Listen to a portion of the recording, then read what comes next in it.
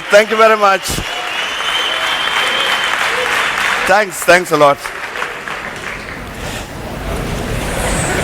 Thank you very much indeed.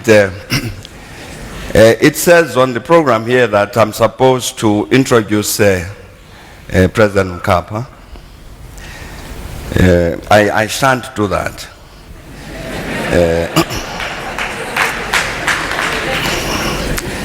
Bishop Sioka said, if you introduce people, you must tell the truth, including how many sins they have committed, what kind of sin, have they been forgiven, that kind of thing. When the ANC was obliged to go into exile, it set up headquarters in Tanzania. And Tanzania has been with us for all of the years of our struggle, and was with us indeed even when we became a democratic country. Many other liberation movements came to Tanzania and were headquartered there, whether you're talking about SWAPO or Frelimo or the MPLA and ZAPU and so on. In that sense, Tanzania became home for the revolution that was taking place on our continent.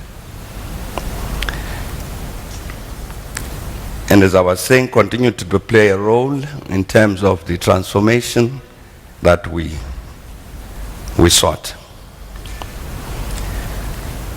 In 1989, we prepared what became the Harare Declaration, which set the framework for our negotiations, which started in 1990.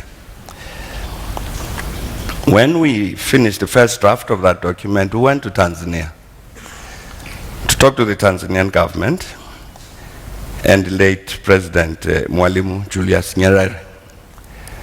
There was a clause there which said that there should be elected a constituent assembly which will draft the Constitution of South Africa. And Mwalimu Nyerere said, you must change this thing. So we said, but Mwalimu, you were saying that any constitution, new constitution, must be done by a democratically elected institution. So he said, you must bear in mind that your enemy, the other side, also thinks. They will see this trick, that you, the ANC, will call for this constituent assembly elected, and what will happen is that the ANC will be elected, and the ANC will draw up the constitution, and they will not agree. And he said, the way to deal with this matter is to negotiate a set of principles among the political parties, set of principles which will then guide your elected constitutional assembly. Those of us who are old enough know that that's exactly what happened. I'm saying that that is Tanzania to us.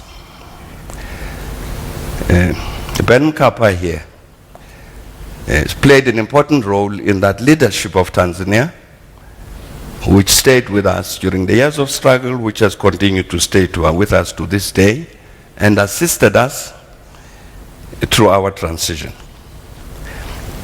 Perhaps the last thing I should mention in this regard, and as an example, is you remember at some point during the negotiations, we suspended the negotiations because people were killed in Mwipato. And we had a meeting with Julius Nyerere, and he said, I understand, I appreciate why you've suspended the negotiations, but I suggest that you resume them quickly.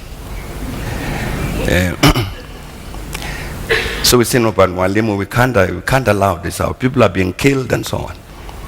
So he said, you know what you are doing?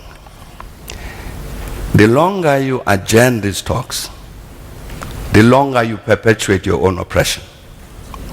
go back to negotiate, change this government. You are the ones who will solve the violence. Now you're calling on the other side, end the violence. Why do you think they'll end it? Please go back and talk. And indeed we did. So I'm saying, Ben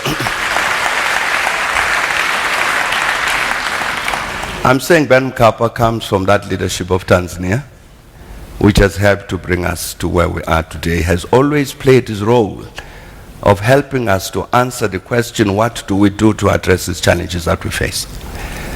I want to say thank you very much indeed to Ben Mkapa for so readily agreeing to come and deliver this Africa Day lecture.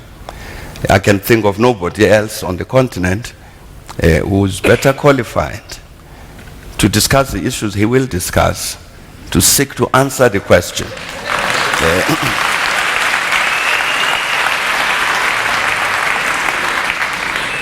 To seek to answer the question, what do we do to address the matters that he will be talking about? Asante sana. Thank you very much.